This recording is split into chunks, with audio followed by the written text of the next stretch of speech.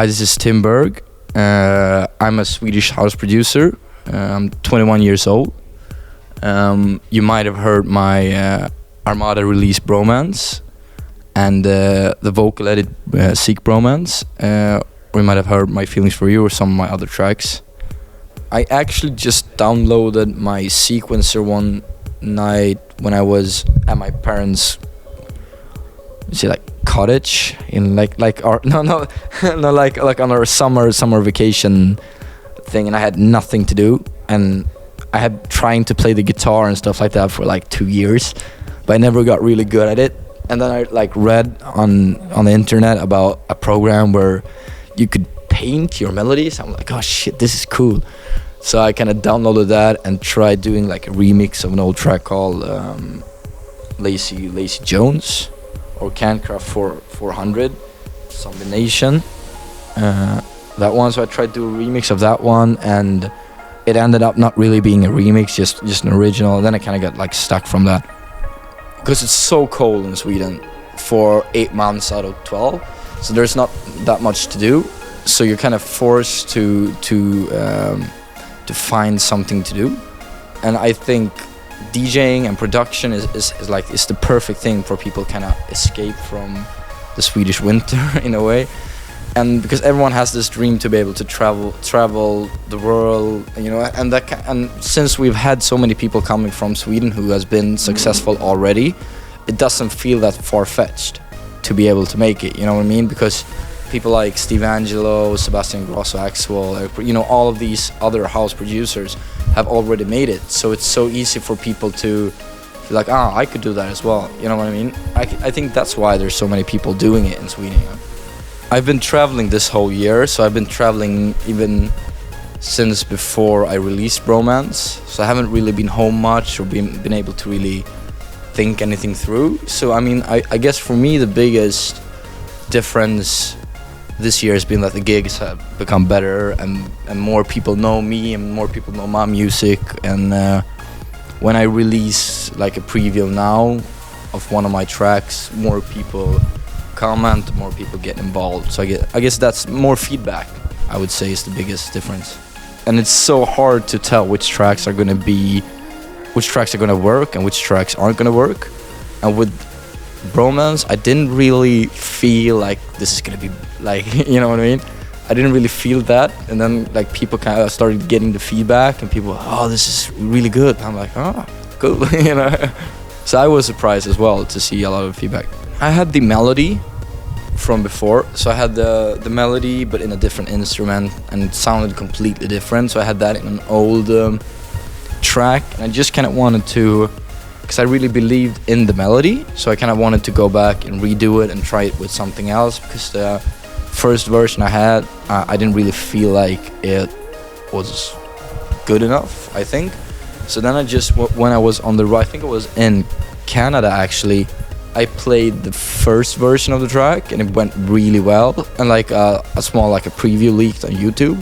So I kind of decided to go back and redo it and do it properly, and so I did, and started sending it around to different DJs, and they started supporting it, and then it just kind of went from there.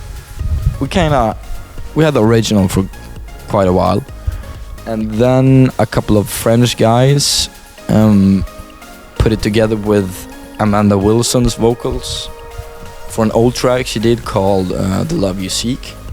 So they kind of took the a cappella of that one and put it over on top of Bromance, and then it started getting a lot of views, just on YouTube. And then Ministry of Sound contacted us, and we were already gonna release the instrumental on Ministry, but then they say, hey, let's release it with the vocal. At first I was kind of against it, just because I have grown so attached to the original as an instrumental. But then I started listening a bit more to the Amanda Wilson vocals, and she re-sung it, and then it sounded great. So just kind of went from there. So we said okay, and they put everything in motion and put a video up and everything. So yeah, my manager is handling pretty much everything surrounding everything. He's helped me from the start with absolutely everything. He helped me with my my sound even from the start. When we've been together for 2 years, so even from that he helped me develop myself and everything. So he handles like everything. So he's the one with the plan, not me. So I actually really like it not knowing, because then I can focus more on the music and I can focus more on touring, and I can focus more on that instead of worrying about all the gigs and worrying about, you know, everything. So for me it's very hard to produce on the road. I can do melodies, but I've actually found it it's like the longer I stay away from home. So if I have a 1 month tour and then I get back to the studio, everything gets much more effective when I do get home. So I can get home and do 4 tracks in a week, just because I have so much built up, you know, from the tour. So much exactly, yeah, so much inspiration from all of these different experiences. So so far it haven't been that hard, but I can imagine in a year, you know, I haven't been touring. I've just been touring for a year now, so I'm really not at liberty to say anything about later. But for me, like, so far it's been good. I can listen to a track and I can hear one element that sounds really cool. I could be like, oh, it could be cool to do something like this, but you know what I mean? And then I could listen to like an old Ray Charles record, or I could just get a vibe from being somewhere, you know, like it's so, like, it doesn't have to be music, it's just you get from so many different, it's hard to explain, but you get it from everywhere really. Before I start, I kind of more know the vibe that I want to create, not really a melody. So then I kind of start playing around a bit with the keyboard, and like if I want to do something dark, I try something a bit more darker. And usually when I get an idea, it's not the melody, it's more of a thing in the track. So it's like, oh, it would be cool to do something with a pan flute, or it would be cool to do something with, you know, like something like that, you know what I mean? And then I kind of go from there, and then it has to be kind of happy, or it has to be kind of dark, or what, you know? Like, I have a lot of stuff in the works, so hopefully something can live up to Bromance, but it's not like it's for everyone else. As I said, it's so hard when I like what I produce. I don't really feel like, oh, this is as good as Bromance, or this is you know, because every track you do finish, you think is great. Otherwise, you wouldn't finish it, right? So it's really hard. You just have to kind of play around with it and play it on your gigs and see what people like more and see what people like less, and then see where it goes from that. But I hope so. You know? Yeah.